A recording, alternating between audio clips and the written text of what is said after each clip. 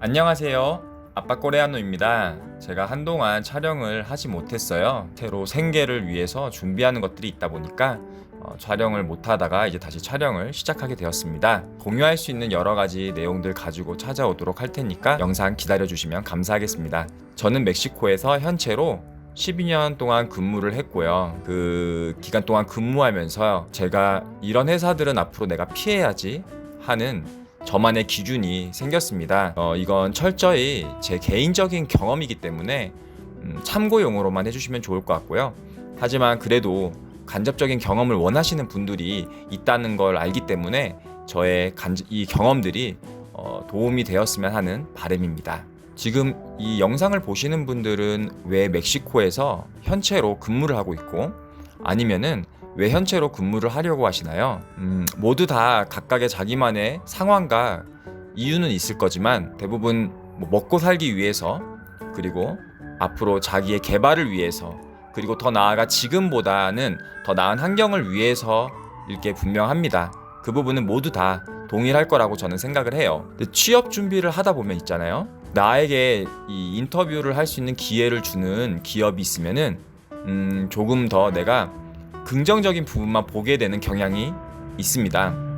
다른 사람이 때로는 저한테 그 기업의 단점에 대해서 알려주지만 솔직히 귀에 잘 들어오지 않게 돼요. 또 그렇게 알려주더라고 하더라도 내가 충분히 극복할 수 있는 단점이라고 생각을 하게 되죠. 이거는 아마도 내 개인적으로 일을 구하고자 하는 의지가 굉장히 강하기 때문에 다른 부정적인 부분보다는 긍정적인 부분을 봄으로써 리스크를 배제하고 반드시 내가 일을 구하겠다, 취업을 하겠다 라는 방향으로 가기 때문이라고 생각합니다. 제가 이런 말을 할 수 있는 이유는 저도 그랬거든요. 저도 누군가가 이런 단점들, 여기는 뭐 이래서 안 좋다, 저래서 안 좋다, 너가 가도 후회할 거다 라는 얘기들 들을 때마다 저건 다 핑계야, 나는 좀 다를 거야, 나는 이런 거 다 이겨낼 수 있어 라는 생각을 하고서 이미 경험한 사람들이 해줬던 얘기들을 한쪽 귀로만 듣고 흘려버린 다음에 제가 생각하는 대로 의사결정을 했었거든요. 그런데 뭐 제가 맞는 부분도 있을 수 있겠죠.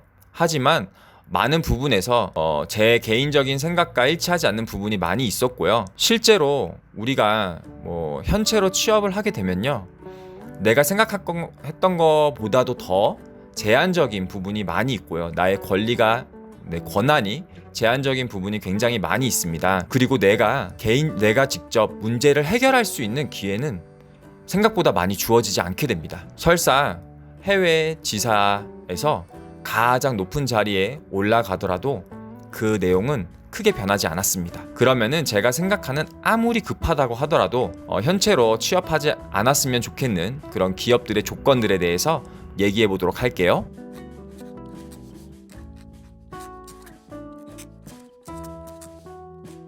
첫 번째, 돈 없는 회사에는 들어가지 마세요. 제 개인적으로는 굉장히 중요한 부분이라고 생각합니다. 가장 중요한 부분이라고 저는 생각을 합니다. 멕시코에서는 한국에서의 중소기업들이 많이 진출을 하기도 하지만 또 그만큼 철수를 하기도 합니다. 철수를 하는 대부분의 이유는요, 수익의 악화가 가장 큽니다. 중소기업은 대부분 자금이 넉넉하지 않은 상태에서 한국에서 해외로 수출을 하다가, 특히나 뭐 멕시코로 수출을 했는데 거기에 좋은 바이어가 있다든지, 그럼 아니면은 좋은 바이어가 있었다가 그 바이어랑의 어떤 관계가 틀어졌다든지 하는 식으로 돼서 멕시코 시장은 좋은데 아직 우리가 진출하지 않았기 때문에 이 수익이 발현되지 않은 거다 라는 이유로 진출을 하는 경우가 많이 있습니다. 그런데 이 경우 대기업처럼 직접적으로 진출을 하면서 본사와 지사 간의 연결을 하기보다는 지사를 별도의 법인으로 등록을 하고 운영을 하는 경우가 많이 있습니다. 대부분 그런 경우가 많다고 생각을 하고요. 이 부분에 대해서는 제가 따로 설명을 하진 않겠습니다, 지금. 근데 이런 기업들 대부분은 법인 설립과 동시에 수익이 만들어질 거라고 기대를 합니다. 일부의 지금 가지고 있던 기존 고객들을 플러스 그리고 새로운 고객들을 개발하면서 수익이 증대될 거라는 기대를 가지고 법인들을 운영하게 됩니다. 시장 상황이 좋은 상황이라면요, 당연히 가장 효과적인 방법이 될 수 있습니다. 하지만 우리가 2020년에 겪었던 2020년부터 지금까지 겪고 있는 코로나 상황에서는 또 완전히 상황이 바뀌게 됩니다. 매출이 줄고요. 그거에 따라서 영업이익도 줄어나고, 그런데 비용은 계속 고정적으로 발생을 할 때 이런 중소기업들 그리고 기업들에서 대부분 절감을 위해서 생각하는 손을 대는 부분은 인사 쪽입니다. 중소기업은 이런 시장 위험에 굉장히 취약합니다.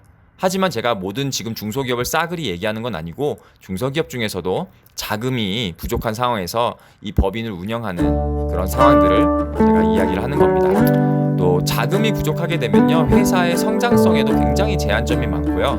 그 제한점이 많다는 거, 회사 성장에 제한이 많다는 거는 내 급여에도 제한이 많다는 것을 의미합니다. 그만큼 급여를 올릴 수 있는 기회도 많이 줄어들게 되죠. 행여라도 내가 이 기업을 키우면 되지라고 생각을 하신다면 절대 그런 생각은 하지 마세요. 자금이 없는 기업은요, 기회가 오더라도 그 기회조차 잡을 수가 없습니다. 그 기회를 취하지 못합니다. 자, 그리고 두 번째, 업무에 있어서 나를 믿어주지 않고 업무를 맡긴다면은 바로 나오세요. 처음부터 나의 업무에 대해서 믿어주지 않는다면요, 나중에도 절대 믿어주지 않습니다. 혹시라도 내가 잘못 생각했네, 이 사람 보니까 일 잘하네 라는 상황이 올 거라고 생각하신다면요, 그거는 저는 환상이라고 얘기 드리고 싶어요. 안 믿는 회사는요, 내가 열심히 일을 잘하면요, 당연히 그 정도는 해야 된다고 생각해요. 그리고 행여라도 내가 잘못된 일을 하거나 실수를 했을 때는요, 거봐, 나 그럴 줄 알았어, 그 정도밖에 안 되는 거지 뭐 라는 식으로 더 나를 무시하게 됩니다. 단 회사에 일부 고질적인 문제가 있고 그거를 내가 해결할 수 있는 능력이 있고, 그런데 나에게 그런 기회가 주어졌다라고 해서 능력을 인정받으면서 변화될 수 있는 기회는 있을 수 있어요. 하지만 이것도 제가 지금 말씀드렸다시피 기회가 주어졌을 때입니다.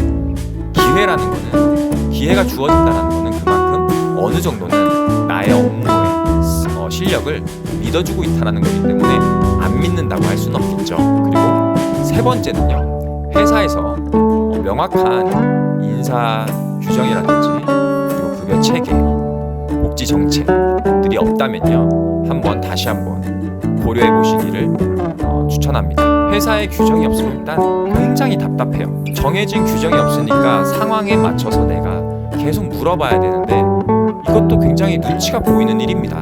휴가를 쓰려고 하는데, 아니면 반차를 쓰려고 하는데 매번 눈치가 보인다? 그거는 정말 아니라고 생각합니다. 나에게 주어진 정당한 권리이기 때문에 내가 그 상황이 어떤지 모르니까 먼저 휴가를 올려보고 결제를 올린 다음에 반려가 될 수도 있겠죠. 반려가 된 이유나 상황에 대해서 설명을 듣는 것이 맞다고 생각합니다. 조직에서 직원의 기본적인 권리가 아니라 조직에서의 관행이 우선시 된다면은 저는 그거는 잘못된 거라고 당당히 말씀드릴 수 있습니다. 회사라는 거는요, 이익을 창출하기 위해서 여러 가지 계약으로 만들어진 조직입니다. 내가 회사를 위해서 일부 희생을 했다고 해서 나중에 나를 위해서 회사가 희생할 거라는 그런 생각은 절대 하시면 안 됩니다. 그러니 회사가 모든 운영 방침이 케바케로 상황에 따라서 운영되는 곳이라고 한다면요, 진지하게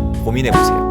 마지막 네 번째입니다. 나의 근무 시간, 다시 말해서 나의 퇴근 시간으로 인해서 나의 능력이 인정받는 회사라고 한다면요, 진지하게 다시 고민해 보시기를 권합니다. 요즘은 그렇죠. 야근도 싫고 워라밸을 생각하는 MZ세대니까, 저는 MZ세대라고 하기에는 나이가 그 정도는 아니니까, 근데 그래도 밀레니얼 M세대 끝자락에 있기 때문에 이런 소리를 한다고 생각하실 수도 있습니다. 밀레니얼이니까, Z세대니까, 요즘 세대니까 이렇다라고 생각하실 수 있는데 절대 아닙니다. 저는 야근 그 자체에 대해서는 절대로 부정적으로 생각하지 않습니다. 저도 업무를 빨리 처리하고 싶을 때, 또는 내가 지금 새로운 회사에 들어갔을 때나 아니면 새로운 업무들을 배우는 과정이었을 때는 그 업무를 빨리 통달하고 싶어서 누구보다 빨리 출근하고 누구보다 늦게까지 남아서 퇴근을 하고 회사 문까지 닫는 상황을 굉장히 오랫동안 해왔습니다. 그런데 내가 업무를 이미 다 끝냈는데도 불구하고 제 시간에 퇴근하지 못하고 눈치를 봐야 하는 상황이 된다면요, 나 스스로가 어느 순간부터 2시간짜리 업무를 5시간으로 늘리게 되고요, 또 이미 일이 없는데도 불구하고 일이 있는 것처럼 있는 척을 하게 되고요, 또 일이 많은 것처럼 부풀리면서 불평불만을 하는 내 모습이 어느 어느 순간 보이게 될 겁니다. 이거는 나 자신이 나태해질 수밖에 없고요. 그리고 나도 도태될 수 있는 방식이기 때문에 저는 굉장히 조심해야 된다고 생각합니다. 물론 지금 이런 조직, 그러니까 늦게까지 그냥 남아있으면 인정받는 그런 조직이 편하신 분들도 있을 거예요. 그래서 다시 말씀드리지만 제가 지금 말씀드리는 모든 게 정답이라는 걸 얘기하는 건 아니고요. 제가 그동안 경험했던 제 경험을 기준으로 해서 제 개인적인 견해를 말씀드리는 거라는 걸 다시 강조드립니다. 그래도 제가 지금 공유드리는 간접적인 제 경험이 일부나마라도 다른 분들에게 도움이 되었으면 하는 바람입니다. 만약에 이거보다 다른 의견이 있으시다면요, 언제든지 댓글로 남겨주시고요. 오늘 하루도 모두 행복한 하루 되시기를 소원합니다. 감사합니다. 나중에 또 봬요. 안녕.